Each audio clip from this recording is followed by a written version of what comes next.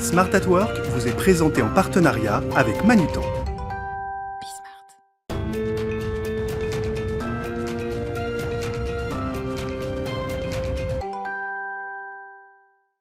Bonjour à tous, bienvenue dans Smart at Work, votre émission mensuelle autour du concept du bien travailler. Ce mois-ci, on s'intéresse aux enjeux des ETI françaises. La France compte 5400 ETI. Elle concentre 23% de la dépense privée de R&D.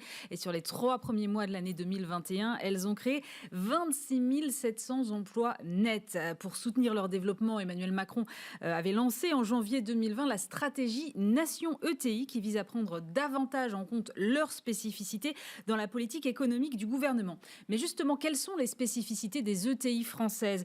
Quels sont leurs défis en termes de croissance, d'internationalisation ? Comment prennent-elles part à la réindustrialisation de la France ?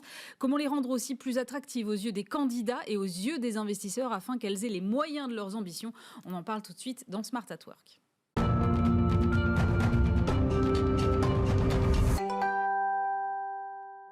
Et pour commencer cette émission, je suis avec Michael Strauss-Kahn. Bonjour. Bonjour. Vous êtes associé chez NextEdge, un fonds d'investissement qui justement accompagne l'investissement et le développement dans les ETI. Moi, ce qui m'a frappé en préparant cette émission, finalement, c'était que les ETI résistaient plutôt bien, malgré le contexte que tout le monde connaît. La dernière enquête de BPI France montre que les ETI s'attendent à une hausse de leur activité cette année. Qu'est-ce qui explique, selon vous, la résilience aujourd'hui des ETI françaises ? Alors, ce qui explique la résilience des ETI françaises aujourd'hui, je pense qu'il y a plusieurs facteurs. Mais le premier, c'est que c'est certainement une classe de société qui est assez méconnue aujourd'hui, mais c'est en fait le cœur de notre économie. Ça représente plus de 1000 milliards de chiffre d'affaires, c'est 40% du PIB au global. Et ce sont des sociétés qui ont plusieurs atouts. Le premier atout, c'est que ce sont souvent des sociétés familiales qui ont la capacité de poursuivre des projets de croissance sur le long terme. Donc ils sont moins dépendants de conjonctures directes et de devoir faire des revirements à 180 degrés dès que quelque chose se passe. Le deuxième point important, c'est que ce sont des sociétés qui font plus de 50, 100 millions d'euros de chiffre d'affaires, qui vont jusqu'à 1,5 milliard, qui ont plus de 250 salariés, donc ils disposent aussi d'une certaine surface financière, une certaine capacité d'investir, une certaine capacité d'avoir des équipes structurée et de qualité. Et donc, tous ces éléments font que, contrairement à des plus petites sociétés qui auraient certainement certains problèmes en termes de structure financière, ou des plus grosses sociétés qui auraient certains problèmes en termes d'agilité, ces dernières, dans un contexte compliqué, peuvent réagir tout en gardant la vision long terme, le cap, et ne pas faire des décisions trop court-termistes qui pourraient justement les mettre à difficulté. Vous êtes dans un fonds d'investissement et moi je me posais la question aussi de savoir si l'essor du capital investissement qu'on connaît depuis une vingtaine d'années maintenant a eu un impact sur la croissance des ETI françaises. Est-ce que ça leur a permis de passer un petit cap ? Très certainement. Sinon, de toute façon, nous, NextEdge, fondé en 2002, depuis le début, ça a été accompagner les PME de croissance et les ETI. Pour quelle raison ?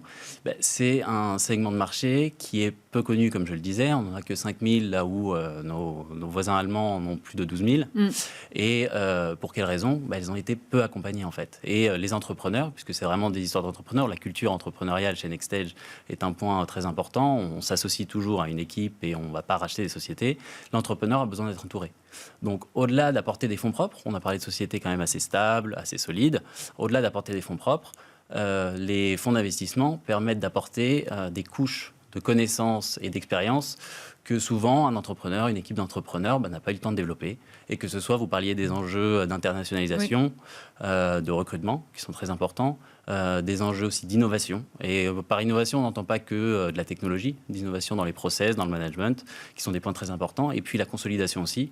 Tous ces points-là sont des vecteurs de croissance très importants et auxquels nous croyons et qui permettent à ces sociétés de croître.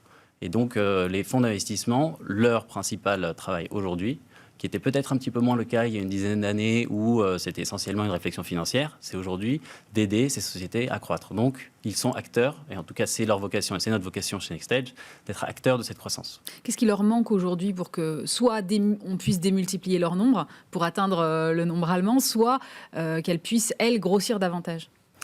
Ce qui peut leur manquer, au-delà de l'accompagnement dont je parlais, c'est aussi un peu plus de notoriété.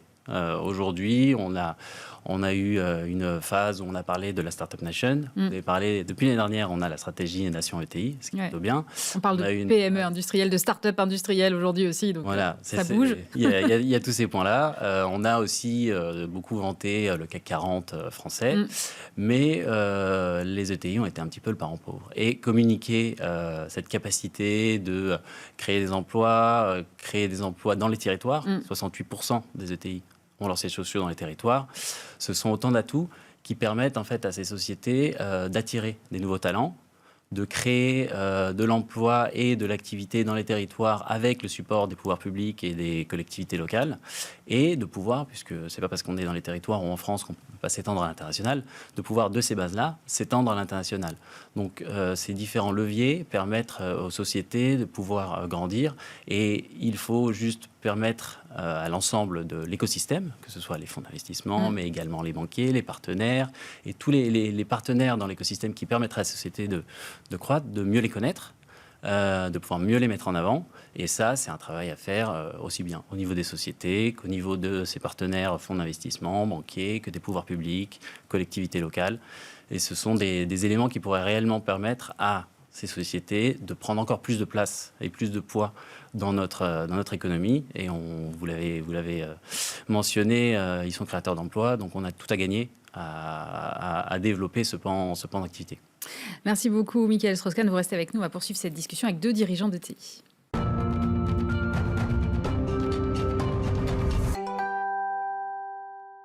On poursuit cette discussion toujours en compagnie de Michael Strauss-Kahn, associé chez NextStage. Pierre-Olivier Brial nous a rejoint. Bonjour Pierre-Olivier. Bonjour. Directeur général délégué du groupe Manutan et partenaire de cette émission. Et puis Bénédicte Mercier, bonjour. Bonjour. Vous êtes coprésidente de Sodebo, vous êtes présidente du club ETI Pays de la Loire.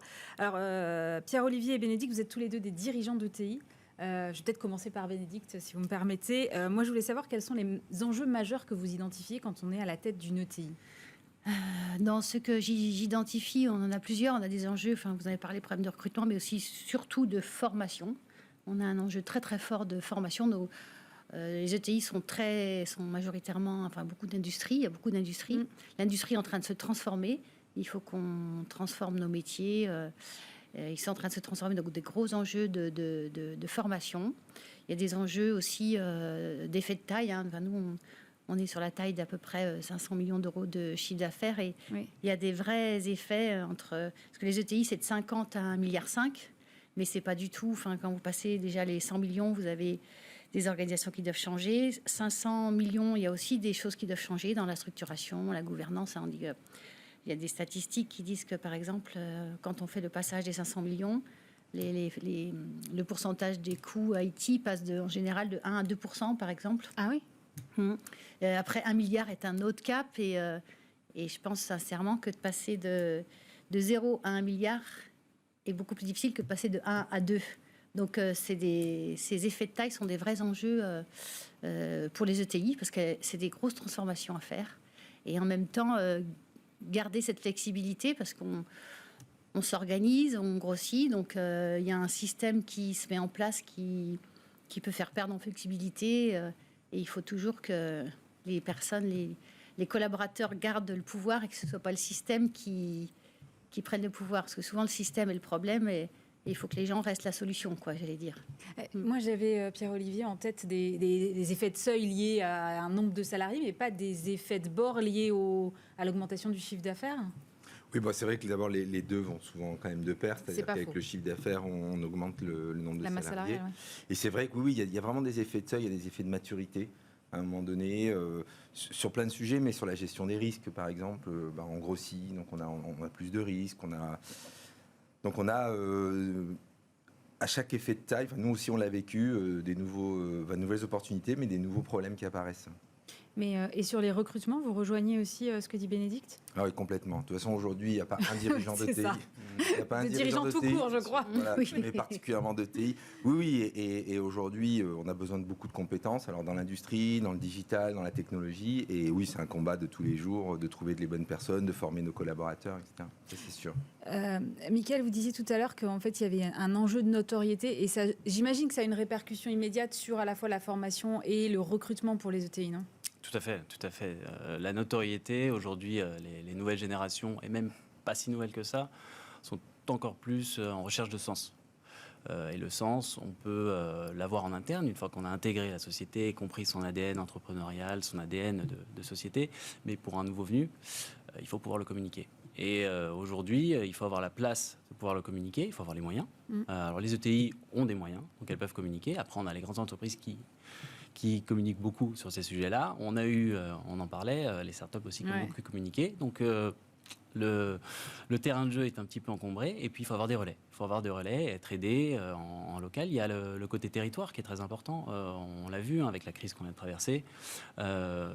Beaucoup de gens quittent les grandes villes et viennent. Donc il y a beaucoup d'atouts chez les ETI à utiliser, à communiquer. Maintenant, il faut trouver la place, il faut y aller. Il ne faut pas être trop timide. Souvent, au capital familial, on peut avoir cette tendance à vivons bien, vivons cachés.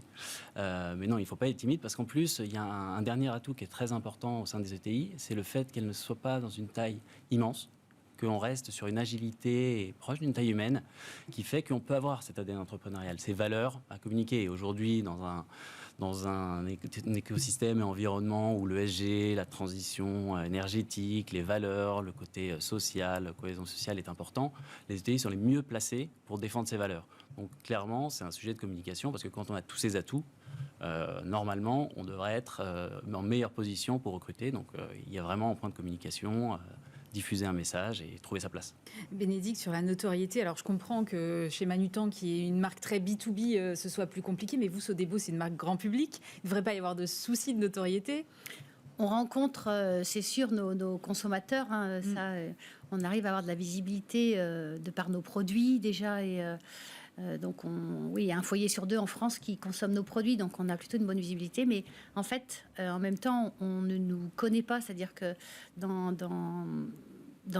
vous donner l'exemple, une pasta box, c'est 100 métiers différents derrière. Comment ça, 100 métiers différents? 100 métiers différents, de la conception jusqu'à des métiers de planification, de l'ingénierie, de la communication. Alors, ce qui fait ça aussi, c'est qu'on a une stratégie vraiment d'intégration. On a tous les métiers connexes, où on fabrique nos charcuteries et on a même une blanchisserie pour s'occuper du linge. Enfin bon, ce qui fait que il y a plus de 100 métiers dans l'entreprise, 100 métiers autour d'une box, entre l'emballage et en fait la visibilité. Quand vous voyez cette boîte, c'est que les gens qui connaissent pas l'intérieur de l'entreprise se disent mais il y a que le métier des pâtes qu'on met dans la boîte, quoi. Et c'est totalement déformé, ça. C'est totalement déformé. Et notre enjeu, c'est de faire savoir ça, quoi. C'est de rendre ça visible. Et d'ailleurs, on vient de s'engager, on a signé hier un protocole avec tous les collèges de Montaigu, 4 collèges. Le siège social. Oui, voilà. Donc 30 classes de 4e, où il y a 30 classes de 4e, il y aura un par classe.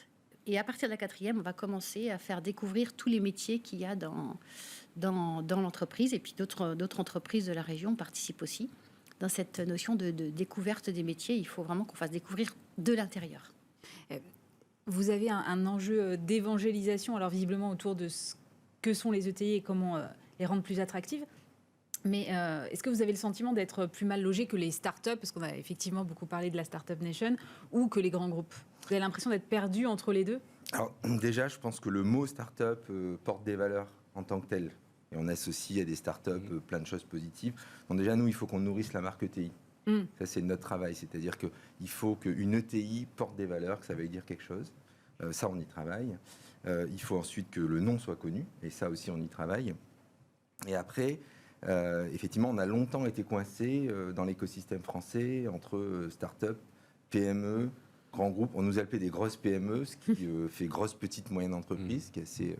Et donc aujourd'hui, on émerge quand même depuis quelques temps. On sent qu'on émerge. Et d'ailleurs, quand on regarde les médias, maintenant souvent il y a une distinction PME, ETI, mais on est au début en fait de cette aventure-là, de nourrir cette marque. Moi, j'ai une expérience. On est partenaire de l'INSA. Et au départ, quand on a juste été partenaire de l'école, on ne recevait pas forcément beaucoup de CV, d'apprentis, etc. On est allé porter dans les amphis les valeurs d'une ETI, de Manutan, mais globalement qui sont à peu près les valeurs d'une ETI. Et on a été parmi les entreprises qui a reçu le plus d'apprentis. Et donc, par rapport aujourd'hui à effectivement ces besoins d'un capitalisme raisonné, c'est-à-dire à la fois économique, social, environnemental, C'est vraiment ce qu'on porte, c'est-à-dire que nous, on rencontre avec Bénédicte, et puis j'imagine pour rencontrer des dizaines de dirigeants d'ETI, quoi qu'on fasse, ce qui est très frappant, c'est cet ADN dans l'ETI. Moi, je ne connais pas une ETI aujourd'hui qui n'est pas en train de se dire il faut à la fois réussir la transition environnementale et le social et l'économique. Et on a un modèle du « et ». Voilà. Et ce modèle du « et », il correspond à d'abord un enjeu, je pense, majeur, vraiment, de presque, si je suis un peu pompeux de civilisation, mais au-delà de ça, à des attentes très fortes de la jeune génération. Et donc, il faut qu'on nourrisse cette marque. Et une émission comme aujourd'hui contribue. Il faut que ETI soit associée à des valeurs. Et on le sait assez peu, mais moi j'ai découvert ce chiffre en préparant l'émission, mais les ETI, parce que vous disiez effectivement les startups, ça porte certaines valeurs. Quand on dit startup, évidemment, on pense innovation, mais Bénédicte soulignait la transformation, et les ETI, c'est 23% de la dépense de R&D en France. C'est colossal, Michael. C'est colossal, mais c'est un peu inhérent au modèle d'ETI et des valeurs. Quelques éléments qu'on a mentionnés, ce sont des sociétés qui sont à 75% en capital familial, qui ont une vision long terme. Donc on est sur une projection dans l'avenir et la construction. Et donc dans la construction, qu'est-ce qu'on fait? Est-ce qu'on va avoir des actionnaires pour chaque trimestre, chaque semestre, leur remonter des chiffres, et chaque année leur verser un dividende? Ou est-ce qu'on réinvestit dans la croissance? On réinvestit dans la croissance. Et donc si on réinvestit dans la croissance, on fait de l'investissement, on fait de l'investissement en R&D. On essaye, comme on a une taille aussi entre deux, mais qu'on commence à être gros, avec des positions de marché bien défendues, d'être les champions de son segment. Et tout ça passe par l'investissement. Donc c'est, in fine, ça peut choquer comme ça de se dire « Ah, ça représente beaucoup ». Mais in fine, c'est dans le sens de l'histoire. Si on investit pour grandir et qu'on n'investit pas pour ressortir de l'argent, et de façon très court-termiste, de facto, on va représenter beaucoup de l'investissement. Il y a un courant qui peut vous être porteur, c'est que depuis la crise sanitaire, on parle beaucoup de réindustrialiser la France. Vous êtes au cœur des territoires. Bénédicte, ça vous sert à un moment, ça, où il n'y a pas de retombée en termes d'attractivité? Si, ça sert quand même. On parlait aussi des jeunes. Les jeunes sont quand même attirés aussi, sont moins attirés par les grands groupes, en tous les cas à date, et plus par les ETI, ne serait-ce que pour être proche de la décision. Il n'y a rien de tel que de ne pas comprendre la décision qui s'applique à un site, à un endroit. C'est terrible. Et du coup, oui, on commence à ressentir cet attrait pour l'industrie qui est vraiment tellement, enfin je me répète un peu, mais tellement belle de beaux métiers que ça change, c'est en train de changer. Pierre-Olivier, vous aussi, vous êtes dans les territoires, vous êtes au nord de Paris. Et pour autant, c'est pas. On se dit, ok, ils sont dans les territoires, donc ils ne sont pas présents à l'international. L'un n'empêche pas l'autre aujourd'hui. Oui, d'ailleurs, une PME souvent devient une ETI, pas toujours, mais quand elle va à l'international, c'est un des facteurs de passage d'une PME à une ETI. Les ETI sont toujours des champions d'une catégorie. C'est-à-dire que pour exister, une ETI est souvent dans une catégorie très innovante et champion là-dedans. Ce pas des entreprises qui se dispersent beaucoup et donc qui prennent un créneau et excellent dans ce créneau-là par l'innovation et aussi par la consolidation souvent du domaine d'activité dans lequel elles sont. Et cette consolidation, elle passe par l'international. En gros, il faut 20 ans pour via de la croissance externe? Alors, via de la croissance externe, oui, beaucoup. Via du lancement organique. Et globalement, il faut 20 ans pour faire une ETI. Et quand on voit les seuils de passage PME-ETI, un des accélérateurs, c'est l'international. Il faut être accompagné pour aller à l'international ou on peut y aller tout seul? En fait, là aussi, ça dépend beaucoup des tailles, mais c'est vrai que quand on démarre, c'est bien d'être accompagné. Et très honnêtement, aujourd'hui, à peu près tout existe en France pour être accompagné à l'international. On peut aussi trouver des capitaux pour aller à l'international. Je pense que l'international, aujourd'hui, c'est vraiment, de ce qu'on a pu voir, une intention du dirigeant. C'est-à-dire que c'est une impulsion du dirigeant d'aller à l'international ou une impulsion du dirigeant de développer, comme cela a été fait chez Sodebo, des nouvelles familles et donc de sortir du cadre de démarrage tout en restant très cohérent. Une ETI, c'est toujours très très cohérent. Ça ne peut pas se permettre d'être dispersé, mais à un moment donné, il y a l'impulsion du dirigeant de vouloir grandir et de passer à une taille. On voit que les chiffres du capital investissement en France sont assez dynamiques et ils se tournent quand même pas mal aujourd'hui vers les ETI. Quelles sont les problématiques avec lesquelles ils viennent vous voir aujourd'hui, les dirigeants d'ETI? C'est plutôt pour aller à l'international, plutôt pour des problématiques de recrutement, plutôt pour de l'innovation? Les trois, et voir un élément en plus qui est la consolidation de leur marché et trouver des sociétés à acquérir pour soit recruter en partie, intégrer des compétences, intégrer du savoir-faire, prendre des places de marché. C'est aussi bien les trois. Ce que j'ai pu voir sur les 10 dernières années, c'est qu'on a de plus en plus de maturité des chefs d'entreprise, entrepreneurs qui viennent nous voir dans leurs projections, dans ce qu'ils peuvent faire en recherchant un accompagnement. Je pense que la vision du capital investisseur a un petit peu évolué de la part des ETI notamment. C'est plus mieux. Il y a eu beaucoup d'activités qui ont été faites avec France Invest et les différents organes qui accompagnent le tissu économique français. Et ils ont compris en grande partie qu'aller rechercher un investisseur, c'est pour débloquer des verrous. Et après, les verrous que vous avez mentionnés, plus la consolidation, c'est tous les relais de croissance qu'il peut y avoir. Il n'y a pas de vérité. Les ETI, elles ont surtout besoin d'aller à l'international. Il y en a certaines qui peuvent être déjà très bonnes, déjà à 50 millions d'euros de chiffre d'affaires ou à 80 millions d'euros de chiffre d'affaires, être à 90% à l'international. Mais elles vont avoir besoin de renforcer l'innovation dans leur process industriel. Comment je vais faire mes différents process dans mon usine, comment j'intègre de la robotique, comment autour de ce que je construis, je peux intégrer un peu d'IA. Il y en aura qui je vais ouvrir et m'étendre sur les territoires, comment je peux faire le recrutement, parce que dès que je m'étends à un certain endroit, et que ce soit dans les territoires ou à l'international, je vais avoir besoin d'équipes. On ne le fait pas que de façon digitale. Il y a bien sûr une façon d'y aller en digital, mais il y a aussi la dimension physique qui est importante. Donc tous ces éléments sont recherchés par une grande partie des entrepreneurs et chefs d'entreprise qu'on va y voir. Et je pense que cette évolution est très bénéfique parce qu'avant, on venait essentiellement voir un investisseur pour des ressources financières. Et on était dans un rapport de force où il fallait séduire un investisseur. Et aujourd'hui, c'est plutôt l'inverse. On vient chercher, au-delà des ressources financières, de l'intelligence. Et c'est l'investisseur qui doit séduire. Et nous, de notre côté, par rapport à notre ADN et culture entrepreneuriale et d'accompagner les entrepreneurs, c'est le rapport de force qui a du sens. On est là pour apporter, pour accélérer et construire ensemble. Donc il faut que le match, le fit se fasse et il faut qu'il se fasse sur des compétences et sur des visions et des projections et non pas juste sur des chiffres.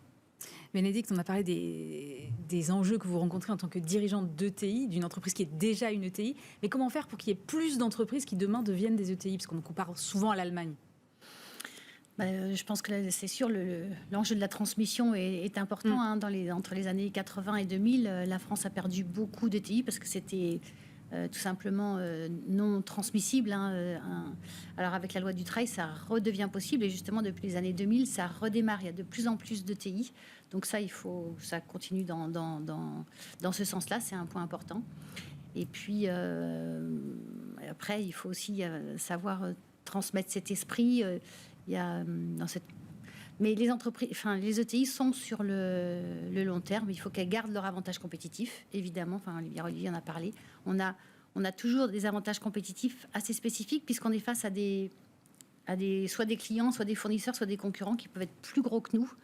Donc il faut absolument, c'est sûr, garder et développer, alors pas tous, mais certains avantages compétitifs qui nous différencient, quoi. Pierre-Olivier, il y avait donc ce plan, je disais en introduction tout à l'heure, lancé par Emmanuel Macron, là, le plan stratégie nation ETI. Où est-ce qu'on en est de ce plan aujourd'hui, puisque ça date de janvier 2020? Est-ce que vous commencez déjà à en voir les effets? Oui, on en voit les effets. Alors d'abord, un des premiers effets très concrets, 34% des ETI sont dans l'industrie.